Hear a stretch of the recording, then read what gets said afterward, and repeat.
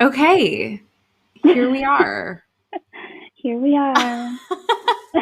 Back again. Guess who's back? It's Olivia. And Amy. And we're And this Girls Gone is Spooky. Girls Gone Spooky. Yes, Episode 11. I know. Episode 11 should be Boop, an boop. interesting one. Yes, we're coming in hot with some Arabic and Japanese entities, spirits. Spirits kind of, I don't know. So today's kind of a surprise. I don't know what Amy's is. She knows what mine is, but I don't know what hers is. So Yeah, I think it's your turn to go first. I think so. And yeah, I will start just by saying that we were just talking about this, that this might turn into a two-part thing because I'm talking today about, I guess, Japanese entities or ghosts and demons. And there is just a wealth of things to talk about. So I might keep this one a little bit more brief and then dive deeper into it next time because Amazing. I have a feeling that if I went on Reddit, we would have stories of people who have encountered these things. Oh, heck yeah. Yeah, I think we should do that. But anyway, let's start. So yes, basically I found there to be 3 different categories of ghosts and demons. And they are the yurei, the yokai, and the oni. And throughout this, I apologize for my pronunciation. I'm doing my best.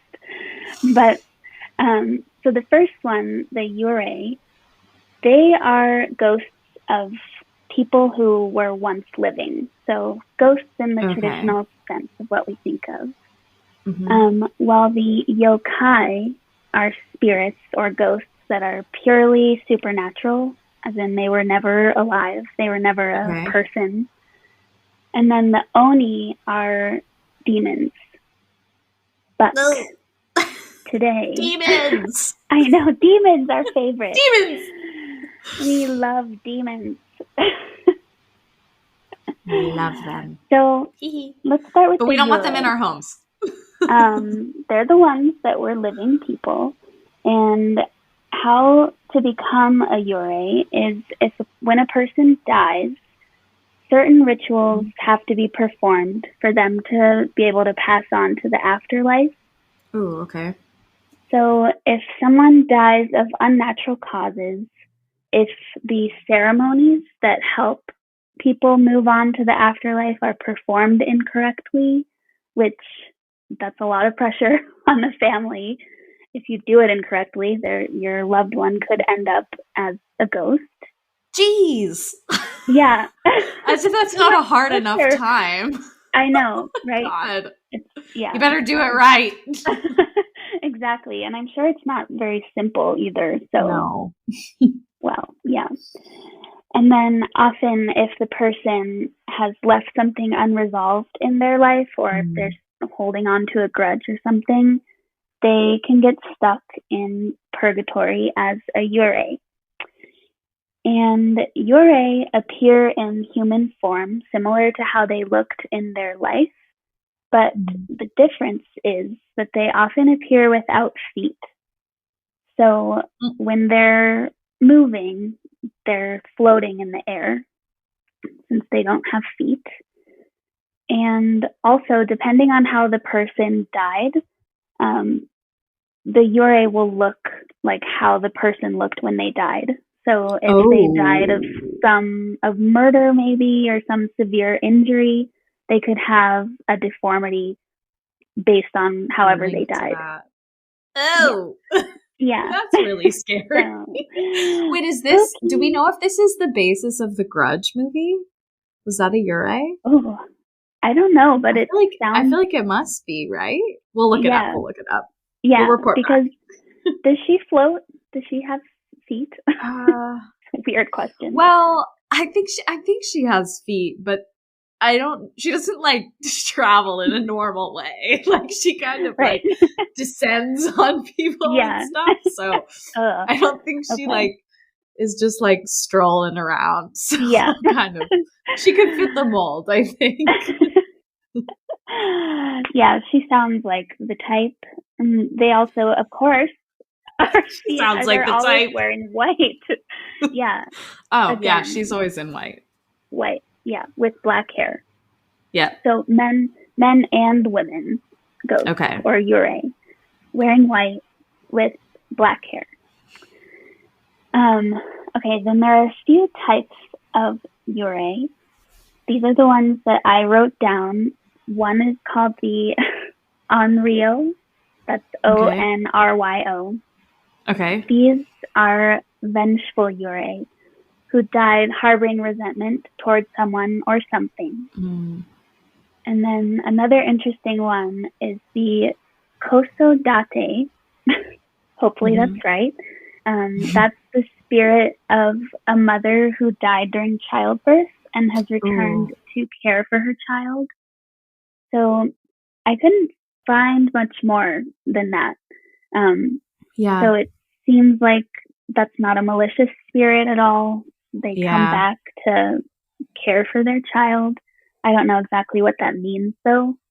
If they just are kind of a guardian for their child or something, but it sounds like a nice one. Yeah, it does sound nice. These two, you can, if you see them, I guess, you can actually communicate with them and even help them to move on if you can help them somehow resolve whatever is keeping them around. But there's one type of yurei that is the most feared type, and they are called the Jibakure. And these are yurei that are trapped in the place of their death. Ooh. And these are said to be really hateful spirits who have the ability to curse people and can even trap the person in the same place that the spirit or the yurei is trapped in. So you don't want to come across them. Okay, wait. Sorry to interrupt, but I'm like, this, like all the horror movies that I've seen are just coming flooding into my brain. There was one about this is a really crude way to refer to it, but the suicide forest in Japan. Mm-hmm. They made a horror movie out of it, and let me just pull up the name of the actual forest. Okay. Aokigahara, it's called. Mm-hmm. And they made a horror movie about it. And I think that's exactly what it was supposed to be like based on, like the plot of the movie. I mean, I don't know about the actual forest, but basically, like, without spoiling it, like someone goes in and like can't come out, and so other people go in to try and help them out. But it seems to be very like spirit driven. Like there are forces at play that are not living in the plotline. So that must be it. Yeah, that must be. That sounds spooky. It's creepy. It was really creepy. It wasn't like the highest production value horror film I've ever seen, but it was pretty entertaining. Yeah. I probably won't see it. That sounds interesting. There's also a documentary on the forest too that's creepy and also kind of sad. I mean, well, not kind of sad, extremely sad. But because there's a lot of like evidence of what has happened there around. And they have like rangers and stuff that have to remove bodies and things like that. So I can imagine that would be kind of a breeding ground for bad energy. Yeah, that's definitely true. Yeah, I didn't read much about that. I came across it a few times when I was doing my reading, but I just always think of Logan Paul or whichever Paul brother that was. Oh my God. Horribly insensitive video in there. What a turd. Yeah. Amanda's a turd. Upsetting. Yeah. But yeah, I'm sure there are a lot of Jibakure in there. Yes. So Seems that way. yeah. Now let's move on to the yokai, who I hope again that's right. These are the ones that are totally supernatural, the ones that were never alive. Okay. And I just found this is from Mental Floss, which has a lot of interesting, weird articles on it. Mm-hmm. But they just list some of these yokai, which I also want to mention during this research. I think there might be some sort of video game where all of these are characters. Whoa. I was having trouble separating what's factual and what's in the game. Oh, okay. So I hope I'm not giving any misinformation. I'd be reading about one of them, and then it would be like, oh, and this character can kill that one. And I was and like, you're like, wait. is this really part of the folklore, or is this the game? So yeah, I apologize if I'm saying anything wrong, but there's a few. So one is the Yuki Onna, which translates to Snow Woman. And the Yuki Onna is, of course, wearing a white kimono. Mm-hmm. She has long black hair and really pale white skin. And she appears when it snows. And she glides without feet through the snow. And if you come across her, you're unlikely to survive an encounter with her. And her, yeah, because she feeds on human, I guess, life force or souls, whatever language you want to use. Yeah. Ooh, that gave me the chills. Yeah. So watch out. I know you're excited. It's snowy here. No. I was gonna say you were so excited, but ooh. Oh God. Okay, beware. I will not be going out into the snow by myself. Yeah, right. And now that I'm reading this actually and thinking of this might be, she sounds like a Dementor from Harry Potter. Oh, a little bit, yeah, like sucking the life out of people. Yeah, her killing method is to blow on her victims to freeze them to death and then sucks their souls out from their mouth. So yeah, sounds very Dementor-y. The Dementor, yeah. Yeah. So spooky. All right. Okay, J.K. Rowling snatching some folklore from the Japanese. We know. She's already on the shit list, so it does not bode well. No, I know. Not good. Not good. Not great. No. Yeah. Okay. Then another one is the Yama Uba. She's a mountain ogress. Same.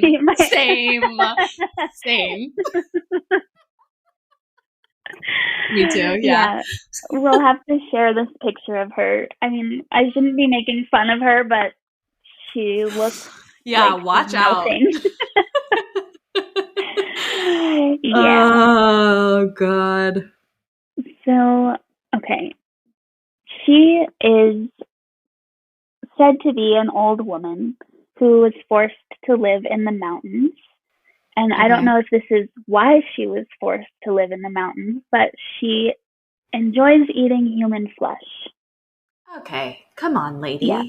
So maybe that's why she was exiled. Yeah. Be like, yeah, live elsewhere. Yeah, right.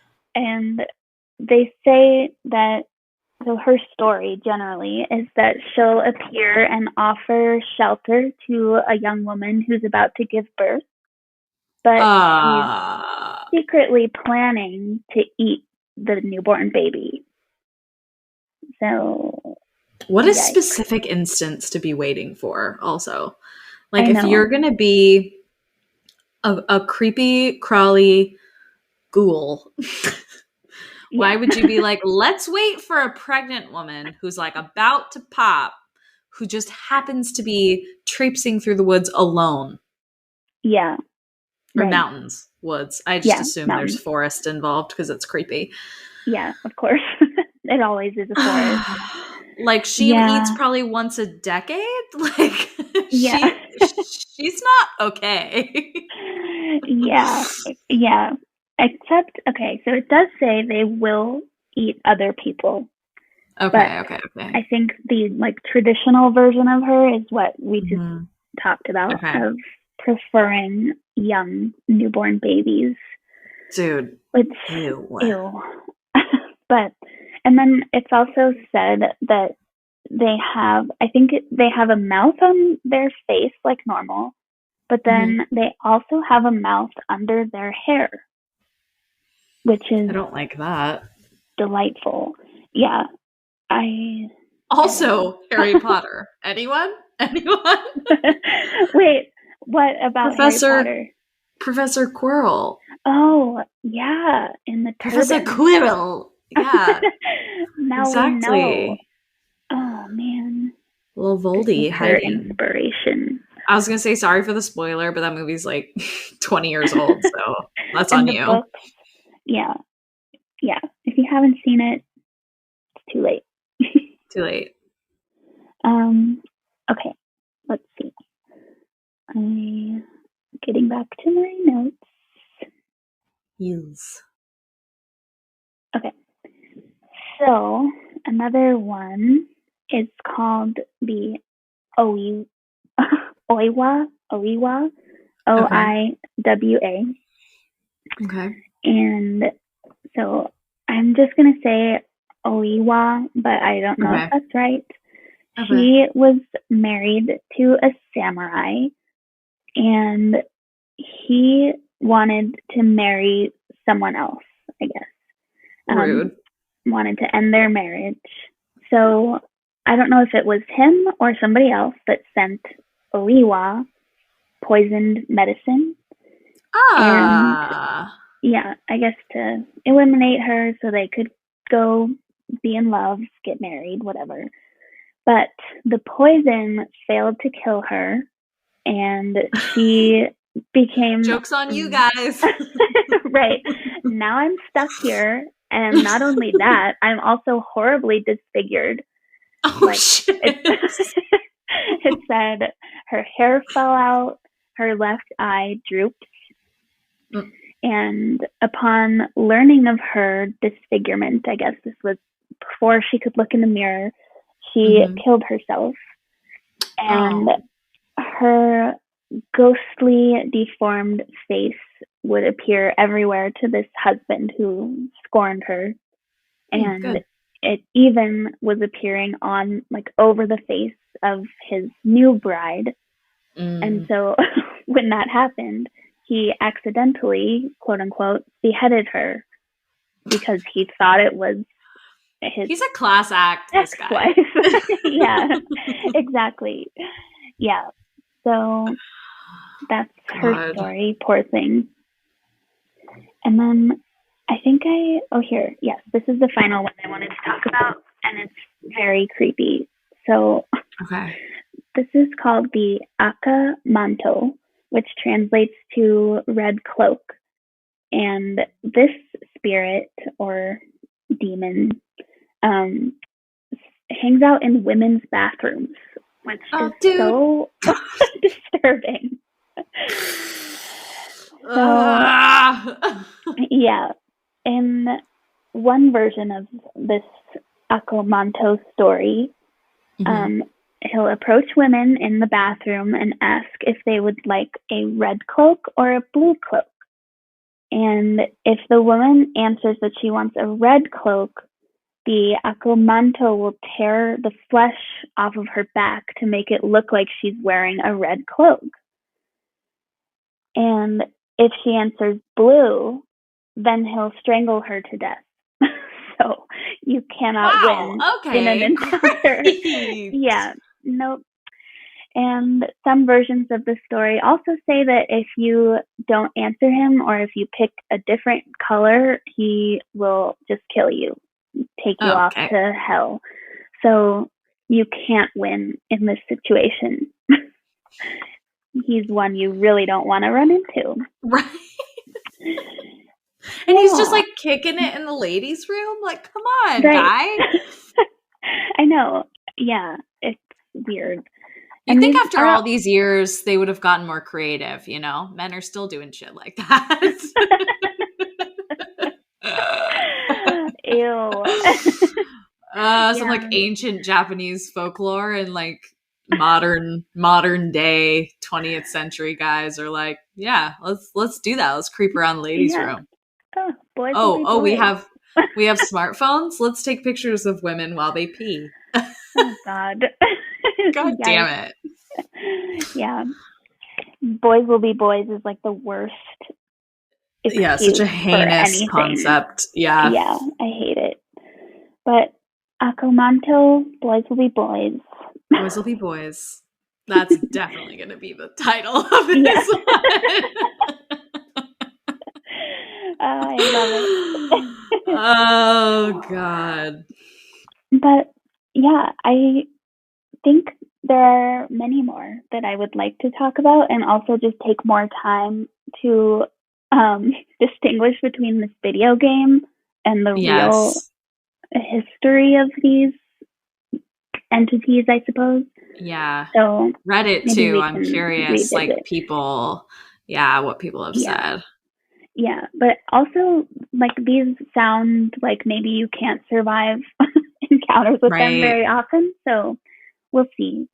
I would guess. I feel like they say that about like all of them though. Like even what were some of the other ones we had covered? That were like La Llorona. Indigenous. Yeah, like but people do have like very close encounters with them, I feel. Encounters. Yeah. Definitely. So I don't know. We'll look into it. Report Part two coming at you live in a week or so. Exactly.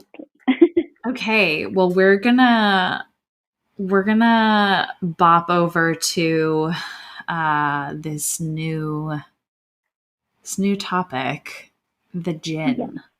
So I really knew next to nothing about it. Or them, I guess. The only reason why I was even familiar with the term was just because of shows like Supernatural and Charmed. Like there are jinns in those shows, but they're I don't know, the way they bring them to life, the way they like execute the characters it doesn't really fit this description very well. So I was like very kind of delighted as I was reading it, because I was like, wow, I have no idea. So jinn, which is Arabic in origin, also anglicized as genie. Oh, I didn't know that. Yeah, they're supernatural creatures of early pre-Islamic Arabian religious systems and later in Islamic mythology and theology. So the broader meaning can also mean spirit or demon, depending on the source, because the origin of the jinn, like as a term, as well as the actual like entity, they can't really track it to one specific source. There are multiple, which I always think that's interesting. I feel like that, at least in my mind, sort of underlines the possibility that it's a real thing. You know what I mean? It's like if there are multiple different cultures that are like, what's that? Yeah. And then, they're all basically describing the same thing. So, like humans, they're neither born as believers or non-believers.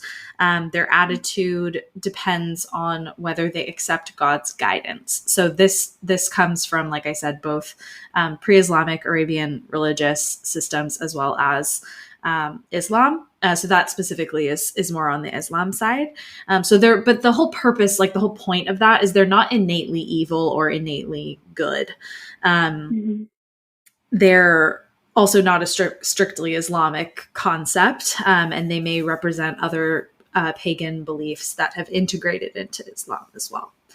So, in an Islamic context, the term jinn is used for both a collective designation for any supernatural creature and also to refer to a specific type of supernatural creature. So, keep that in mind that they get lumped in with a lot of other things, but they are also their own unique entity. Okay. They're mentioned together often with devils or demons. Both feature in folklore and are held responsible for misfortune, possession, diseases. However, the jinn are sometimes supportive and benevolent.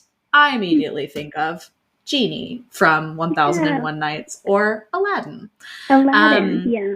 Yes. They're mentioned frequently in magical works throughout the Islamic world, to be summoned and bound to a sorcerer, but also in zoological treatises as animals with a subtle body. So we'll get into that in a moment a little bit more. The exact origins of belief are not entirely clear, as I mentioned before. Some scholars of the Middle East hold that they originated as malevolent spirits residing in deserts and unclean places, who often took the forms of animals. Others hold that they were originally pagan nature deities who gradually became marginalized as other deities took greater importance. Still, jinn had been worshipped by many Arabs during the pre Islamic period, though, unlike gods, jinn were not regarded as immortal. So, they're this kind of class of their own where they're not immortal, so they're ranked lower than gods, but they're kind of higher than mortals and humans too, because they're kind of supernatural by nature. Mm-hmm. According to common Arabian belief, soothsayers, pre-Islamic philosophers, and poets were inspired by the jinn. Their culture and society were analogous to that of pre-Islamic Arabian culture, with tribal leaders protected their allies, avenged murder for any member of their tribe or allies. And although the powers of jinn exceed those of humans, it's conceivable that a man could kill a jinn in like hand-to-hand single combat. So they're just kind of this like odd entity that we don't really see in a lot of, I think, like Western lore, generally speaking. I mean, we have genies, I guess, but we think of that still being pretty Eastern. At least I think in my interpretation. Yeah. Mm-hmm. They were feared for the most part because they have all these abilities that we don't have. So they're thought to be able to shift into different shapes. Were feared especially in their invisible form, so they can be around and unseen, undetected, which means they can also attack without being seen. They're also feared because, don't love that. Also feared because they had been thought to be responsible for various diseases and mental illnesses, which I feel like we've talked a lot about that, or at least I've brought it up a few times, just that it's really hard to distinguish. Like, mental health is its own thing. Like, that is a serious illness for some people, but it's also really difficult to separate, like, is there any external factor or force at hand? So that's something that that kind of applies here as well. Some scholars argue that angels and devils were introduced by the Prophet Muhammad to Arabia and did not exist among the jinn. On the other hand, Amira El-Zain argues that angels were known to the pagan Arabs, but the term jinn was used for all kinds of supernatural entities among various religions and cults. So Christian, Jewish angels, devils were conflated with jinn. So because Islam, especially as a religion, has been relatively like inclusive of a lot of other beliefs, including pagan beliefs, it all gets kind of grouped together. So that makes it very difficult for historians to actually separate, like, where is this actually, what are we talking about when this word comes up? Right. That said, both Islamic and non-Islamic scholarship generally distinguishes between angels, jinn, and devils as three different types of spiritual entities in Islamic traditions. Due to their concealment from human sight, the devils might be considered a sort of jinn. However, their similarities are limited to this property. The jinn, on the other hand, have many characteristics in common with humans, which the devils lack. So it's almost like a square is all squares are rectangles, but not all rectangles are squares. You know what I mean? Yeah. So it's kind of interesting. Let's see. the Quran emphasizes comparison between humans and jinn as takalan. I'm sure I'm saying that wrong, or accountable ones, in that they have free will and will be judged according to their deeds. So they're born, not innately good or innately evil. It's a matter of like will and all of that. Let's see. So the appearance of jinn, so focusing on like the specific jinn, not the larger category, but just this like genie kind of concept. The appearance of jinn can be divided into 3 major categories. So zoomorphic, so they can show up as animals, usually in the desert, storms and shadows, and also mists. Yeah, creepy. Mist? No. Mist, dude. If a thick fog just descended upon me, I would scream. Yeah, out of nowhere. Bloody murder. Yeah. So scary. Right.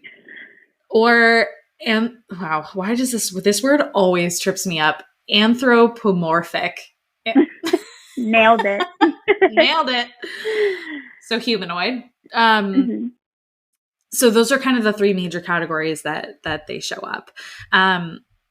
Witchcraft is often associated with jinn and afrit around the Middle East. Therefore, a sorcerer may summon a jinn and force him to perform orders. So this is kind of the genie concept that I feel like we've accepted, like I Dream of Genie and in Aladdin.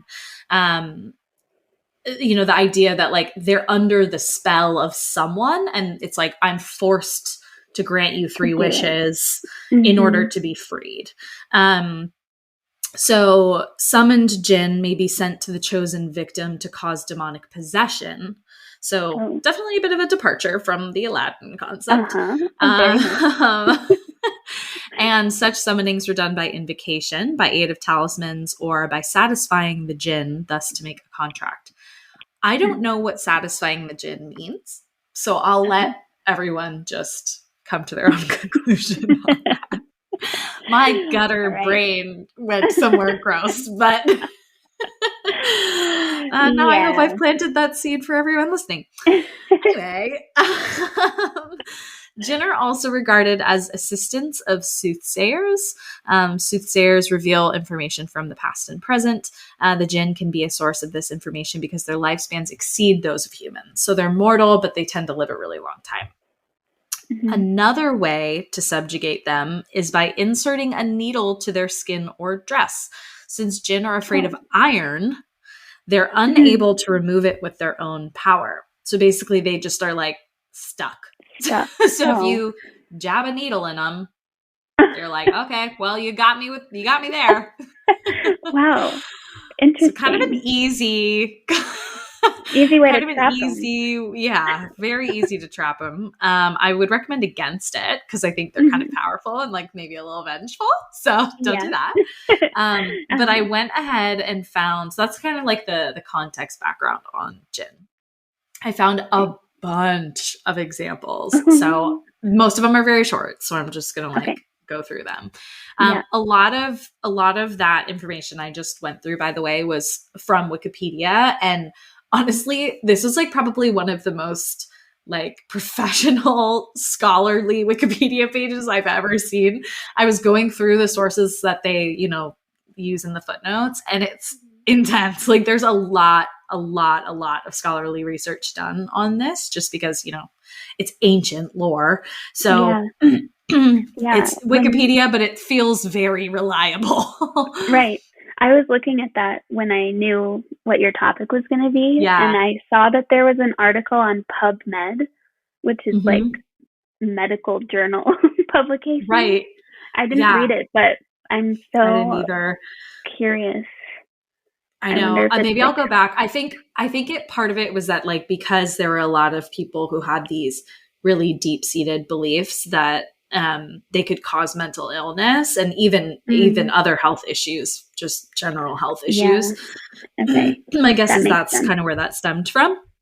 But these stories were all collected by Ahmed Ali Akbar, who hosts the See Something, Say Something show. It's a BuzzFeed podcast on BuzzFeed, obviously.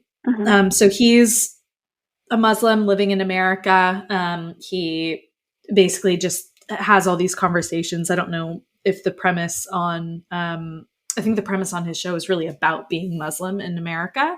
But he decided for his Halloween episode to put a call out on Twitter for any jinn stories that people had. And so it was really cute the way he did it, because he was like, you can call this number and leave a voicemail. So instead of like people tweeting him, it was literally calling and leaving a voicemail. I was like, that's so quaint. Yeah. Oh. I love that. How old school. Nice. And I loved the description that he gives of like what the jinn are, basically for like the white people who don't know, or as he calls us, the uninitiated, which I was like, that's a nice way to put it. He said, jinn are creatures made of, quote, smokeless fire, end quote, that are mentioned in the Quran and throughout Islamic mythology. The two most famous jinns are probably the Muslim devil, or shaitan, and the jinn in Aladdin's lamp from 1001 Nights, which is the story Aladdin was based on, for anyone who didn't know. Yeah. The jinn in the lamp was, of course, immortalized by Robin Williams' portrayal of Genie in the Disney movie Aladdin, although not entirely accurately, which we'll get into here. Okay. Most of the time, they are portrayed as invisible tricksters who whisper, confuse, and change shapes. They've appeared in shows like Supernatural and also some movies. Supernatural is the one that really stuck with me. I remember the episode very well.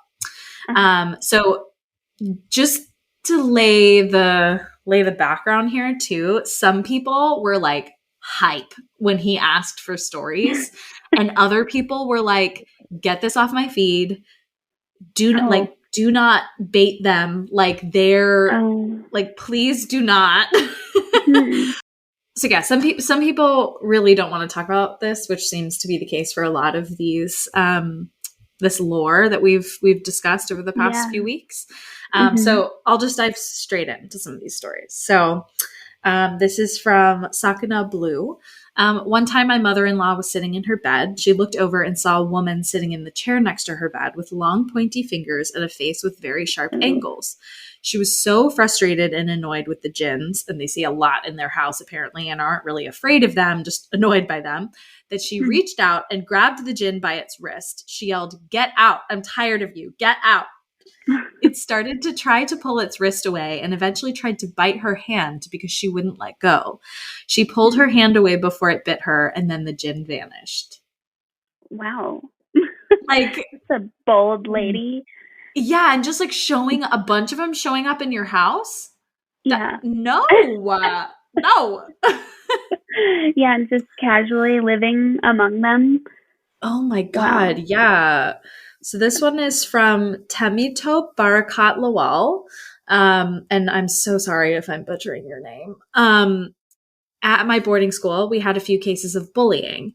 In one instance, a bully broke a chain on a student's neck. As soon as that happened, the girl started to speak in a male voice while her body contorted in strange positions.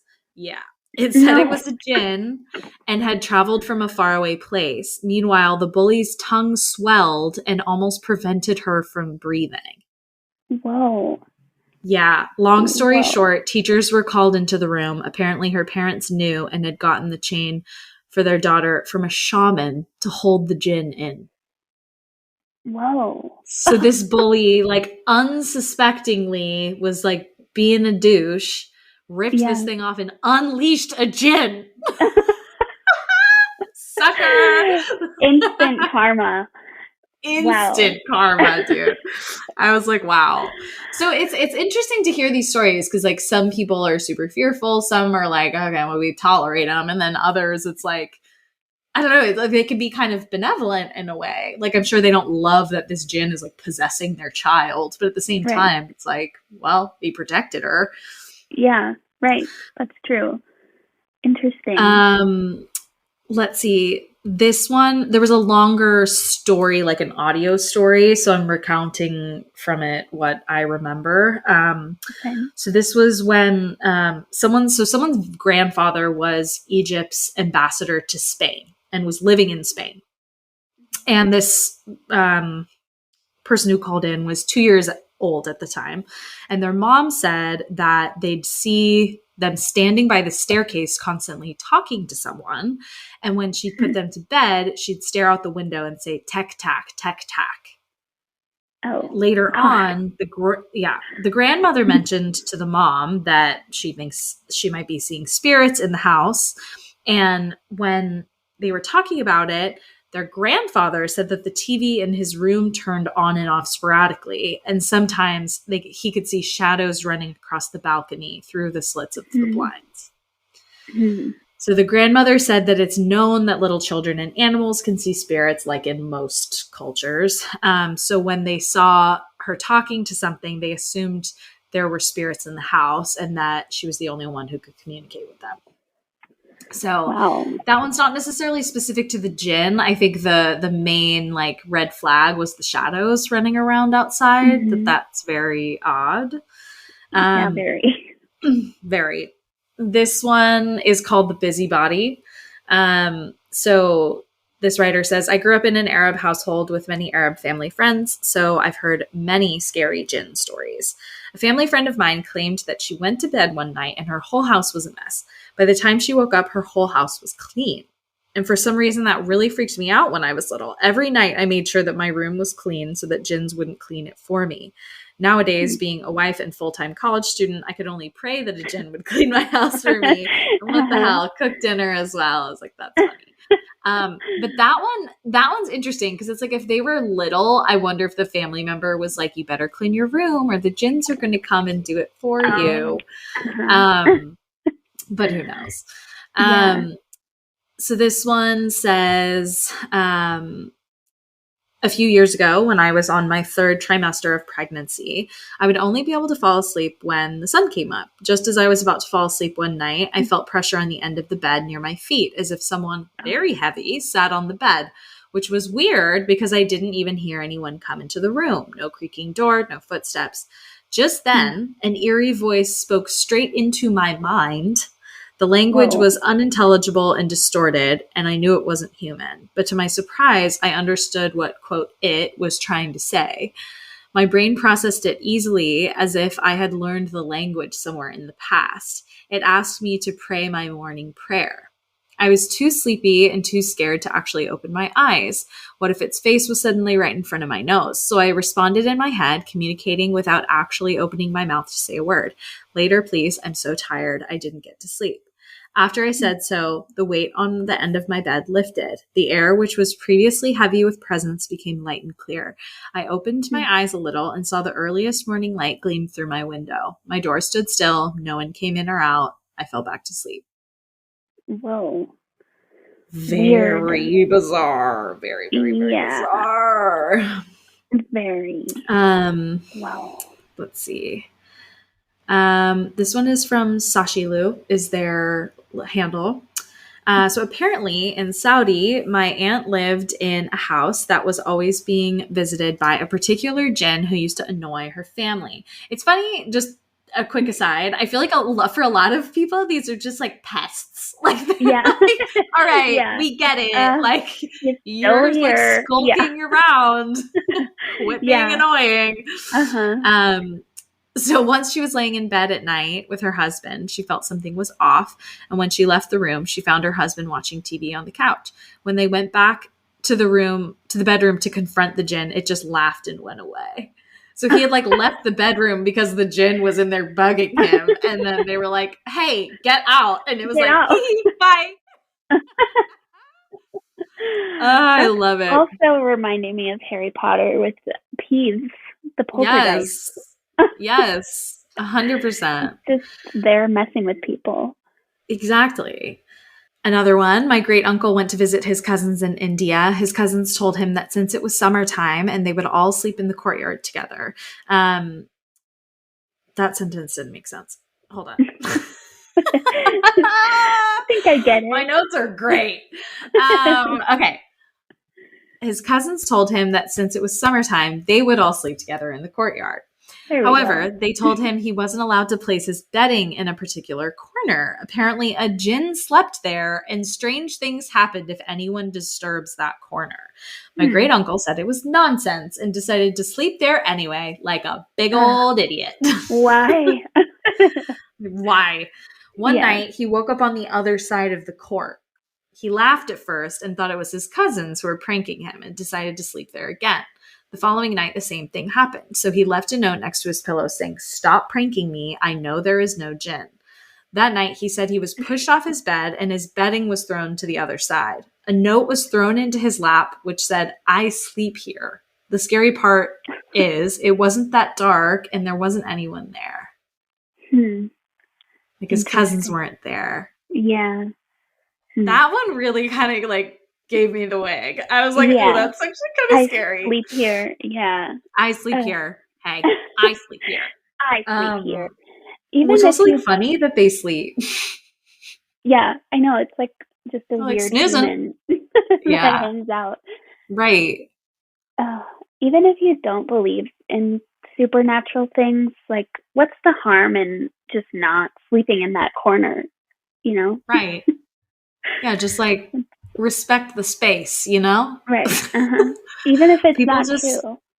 Yeah. Curiosity killed the cat, though, you know? I feel like people just love to poke the bear. That's true. A lot of metaphors in there. You're welcome. This one is from the same person. Miriam is her name.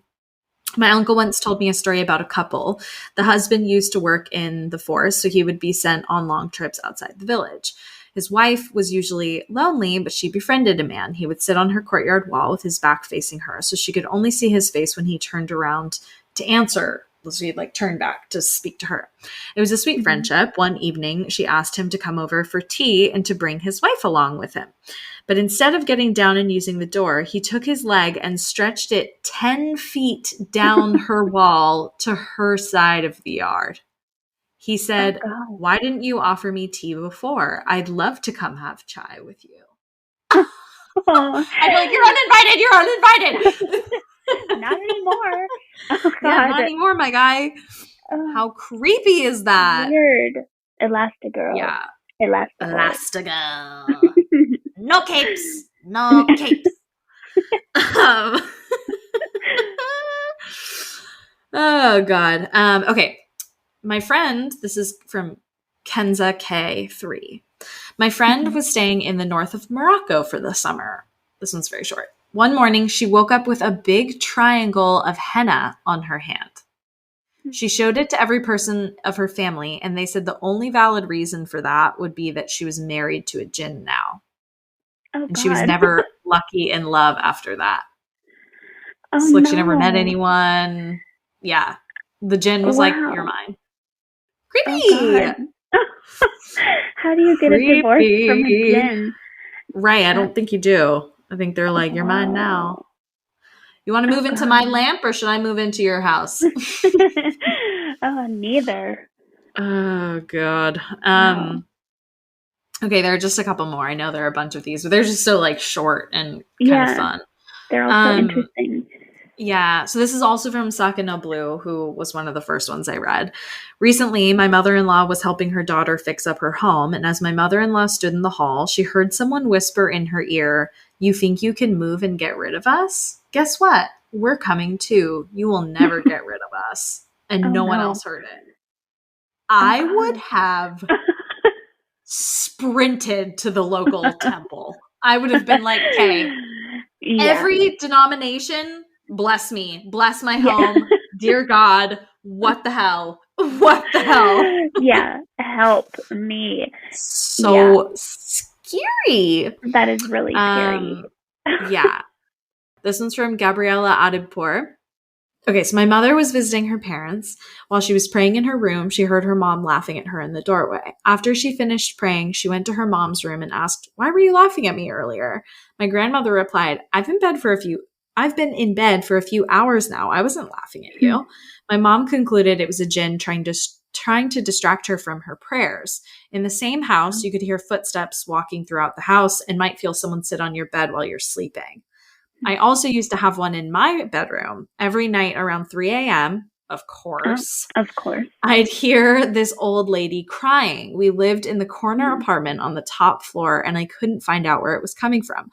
I thought it was coming from under my bed, and it got so bad that I had to stop sleeping in there. Don't like that. this one is from the same person. In our old apartment, my oldest niece would wake up around 3 a.m. Classic. She would hear what sounded like a party going on and hear all of our voices. But when she would go to the living room, the lights would be off and no one would be in the room. So that seems to be kind of common, that they like make noises to try and like kind of coax you in. Wow. So very, very creepy. Can they sound like, I guess apparently they can. It seems like it. People. Yeah, exactly. Wow. They seem more pesty than anything else. Yeah. But yeah, I was looking through just like other online stories. They all seem to have this kind of same thing. Like there are definitely some scarier stories around like kind of possession sort of things, similar to the one where the bully's tongue swells and they have trouble breathing. But most of them feel more like your, average friendly household ghost or whatever. It's just kind of like bothersome. A mischievous little spirit. Yeah. So that is the djinn. Wow. That's so cool. I like how it's very interesting. Yeah. It just takes so many different forms. Like, it's just very interesting all over the board. It's super interesting. Yeah. And I just think it's so, I don't know, that one felt really, this one felt really fun to me because it's just like, I had no idea that it's what we consider to be a genie.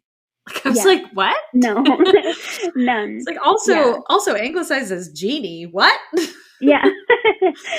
I just literally have Robin Williams in my mind as like blue genie. I know. Or I dream so funny. I dream of genie. Harem pants or whatever. Yes, exactly. Yeah. Doing her little blinky head nod thing. Yeah, exactly. Be mischievous. I love it. Oh, so cool. Yeah. Part 1 of some Eastern lore. We're gonna go deeper into this because there's so much to cover. Yeah, so much. And if you have stories, please write us at girlsgonespooky@gmail.com. We would love to share them with our listenership. You can also follow us on social media on Facebook and Instagram at Girls Gone Spooky.